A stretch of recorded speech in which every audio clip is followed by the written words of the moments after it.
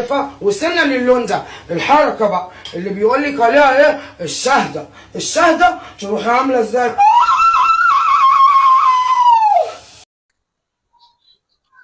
ليه يا عم طرزان؟ في ايه يابا؟ في ايه مالك؟ مين النبي اللي اتدفن بعد سيدنا محمد صلى الله عليه وسلم؟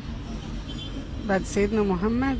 في نبي اتدفن بعد سيدنا محمد، واول حرف من اسمه، اسهلها لك، اول حرف من اسمه حرف الدال.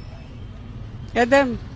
يا ست الحاجة، يا ست الحاجة، بتقول لك أول حرف من اسمه حرف الدال، وبعدين الأستاذة اللي بتسأل دي أنا الراهن إذا كانت هي عارفاه إلا لو إذا كانت سألت جوجل. السورة التي يبكي منها الشيطان.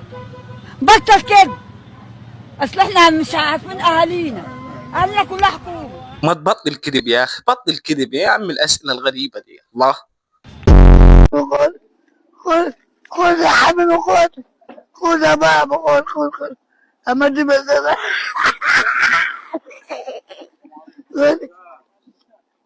ايش يا بجرح؟ انت حبيبي انت.